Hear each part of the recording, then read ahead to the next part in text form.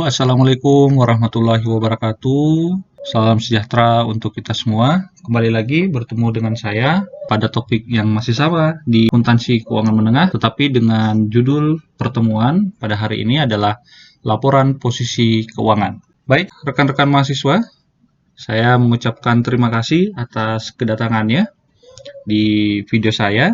Saya berharap kalian semua dalam keadaan sehat walafiat dan selalu tetap jaga semangatnya untuk belajar walaupun kita sedang belajar dengan metode online. Beberapa agenda yang akan kita bicarakan pada sesi kali ini. Yang pertama adalah pendahuluan, itu terkait dengan masalah latar belakang dan tujuan serta manfaat perkuliahan.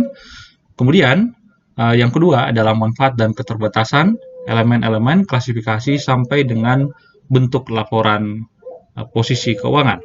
Bagian ketiga, kita membahas lagi lanjutan daripada materi sebelumnya terkait dengan masalah pengungkapan informasi yang masih berkaitan dengan laporan posisi keuangan. Dan bagian keempat, itu adalah bagian penutup. Baik, rekan-rekan mahasiswa sekalian, kita masuk saja ke materi yang kita. Yang pertama, bagi setiap perusahaan yang ingin listing atau ingin melebar pangsa pasarnya ke luar negeri ataupun di mancanegara, salah satu persyaratan agar perusahaan tersebut dapat listing dan masuk di dalam pasar modal adalah laporan keuangannya yang lengkap dan juga sesuai dengan PSAK. Nah, apa itu pasar modal? Pasar modal adalah wadah alternatif selain daripada bank dan juga lembaga keuangan non-bank bagi para investor untuk melakukan penanaman modal atau investasi.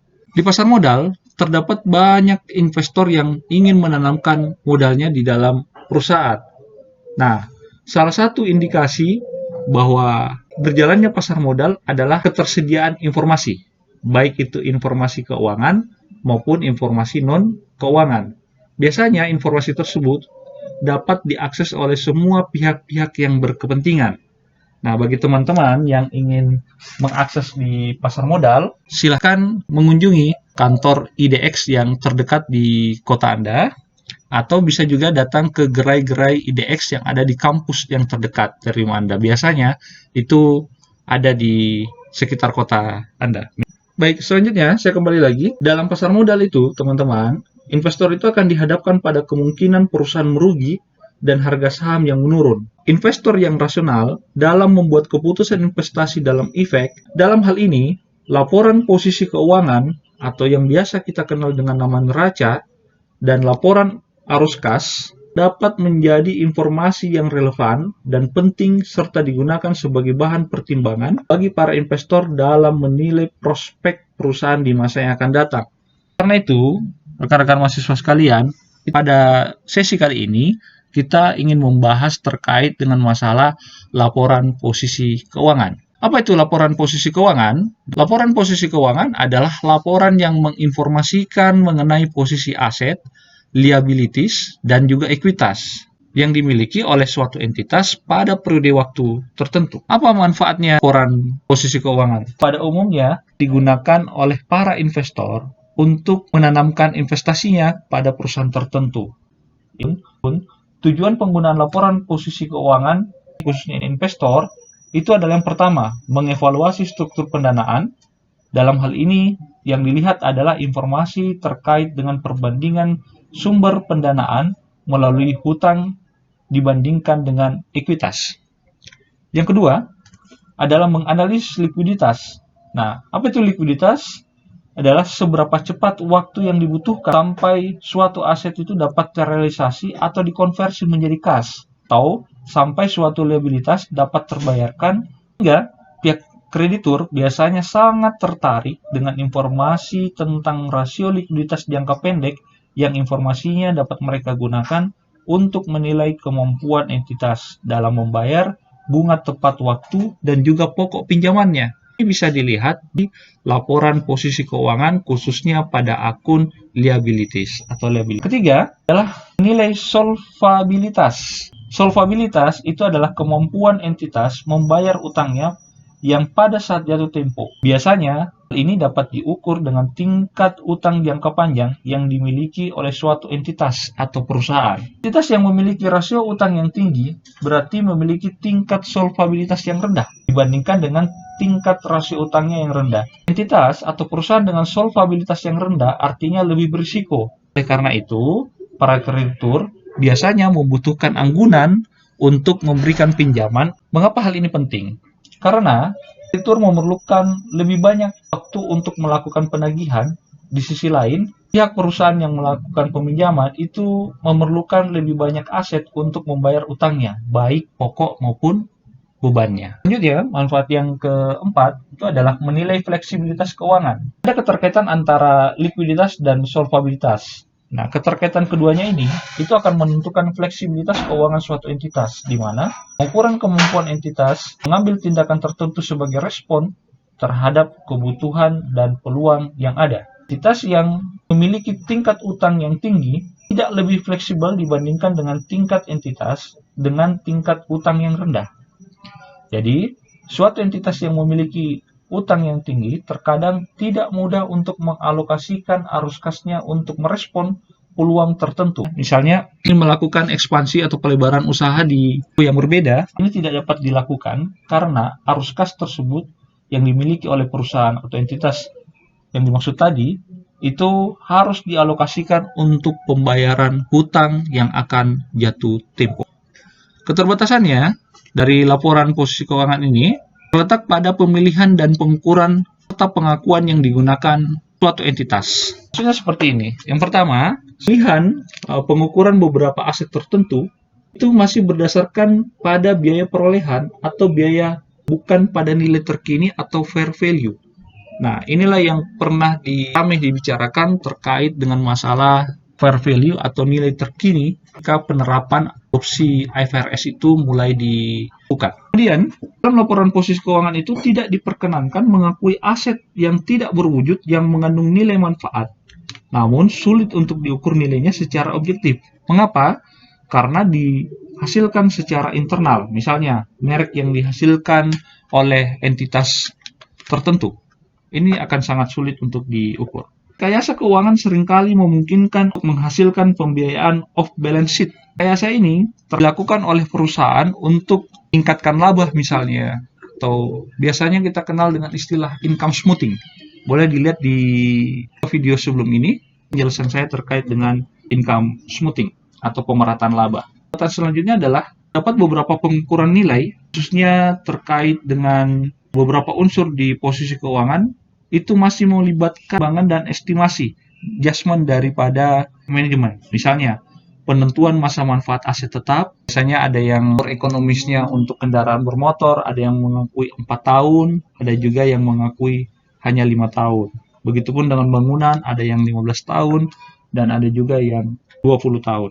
Komposisi laporan posisi keuangan. Isi daripada laporan posisi keuangan ini terdiri dari 3 jenis akun, yakni akun aset, liabilitas, dan juga ekuitas. Nah, ketiga inilah yang bisa dikatakan bahwa laporan ini adalah laporan posisi keuangan, manakala di laporan ini terdapat lengkap dan utuh. Selanjutnya kita berpindah klasifikasi laporan posisi keuangan. Berdasarkan PSHK, dalam PSHK nomor 1, entitas yang menyajikan aset itu disajikan sebagai aset lancar dan juga aset tidak lancar. Begitupun dengan liabilitas, disajikan sebagai liabilitas jangka pendek dan juga jangka panjang sebagai klasifikasi yang terpisah dari laporan posisi keuangan. Dan liabilitas ini diklasifikasikan dengan suatu cara yang dapat memfasilitasi para pengguna untuk mengevaluasi struktur penggunaan entitas, likuiditas, solvabilitas, dan fleksibilitas keuangan, sehingga aset dan liabilitas tadi itu bisa diklasifikasikan berdasarkan karakteristik operasi entitas. Perlu juga diperhatikan bahwa beberapa entitas, misalnya entitas di bidang jasa keuangan, penyajian aset dan liabilitasnya berdasarkan urutan likuiditasnya.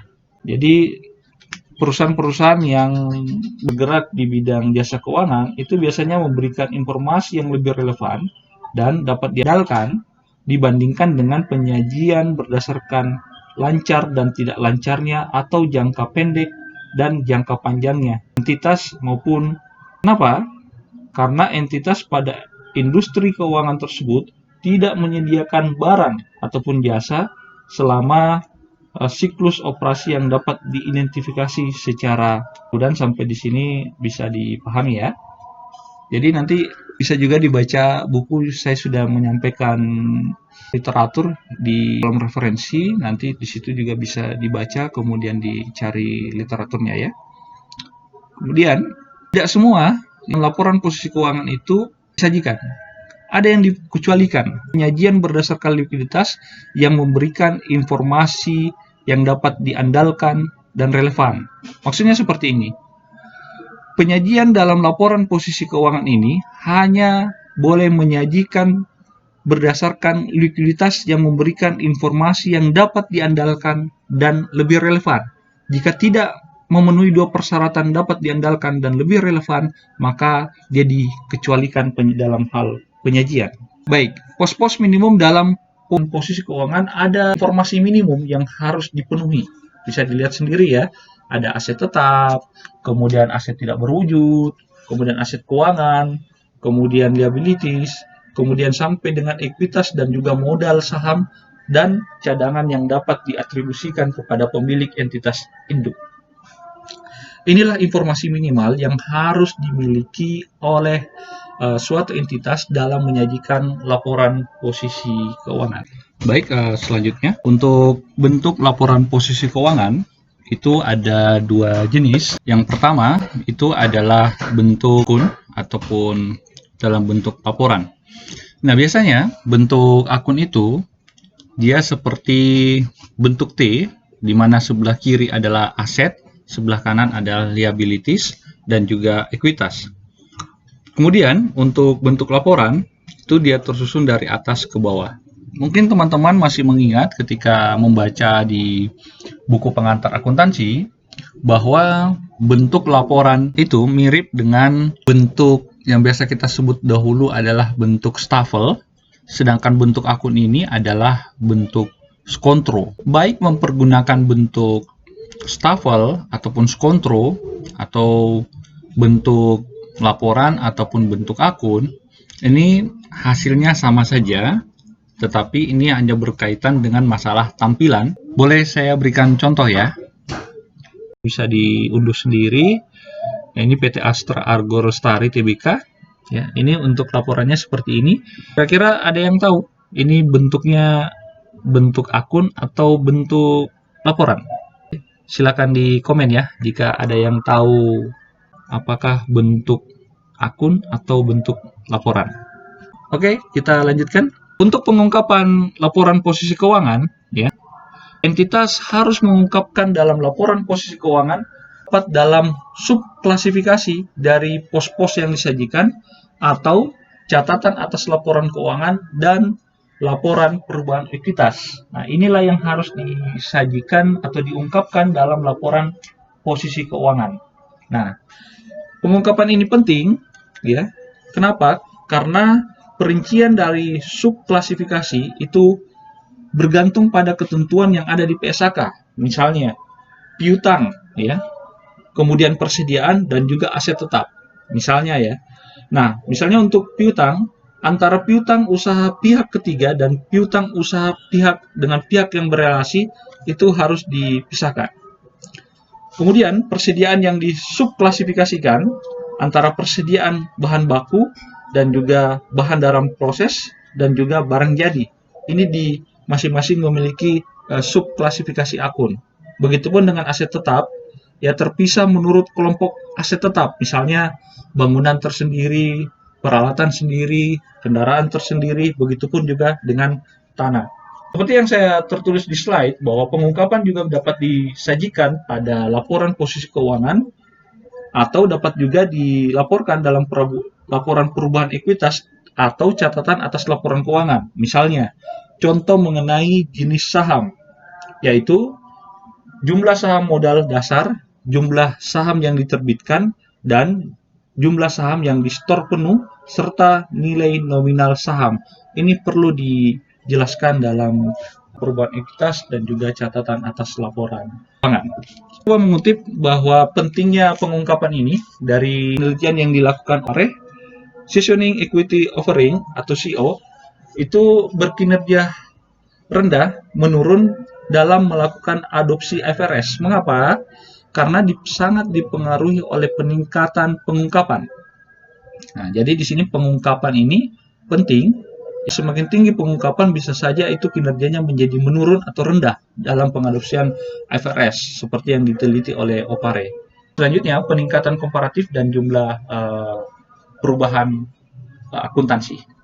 Bahkan hasil penelitian dari Kellen dan rekan-rekan tahun 2020 juga menemukan bahwa pelaporan keuangan yang ditimbulkan oleh adopsi prinsip pengungkapan itu tidak dapat terhindarkan, ya, yang tidak dapat terhindarkan memiliki konsekuensi negatif yang luas dalam artian tidak memiliki pengaruh terhadap perusahaan.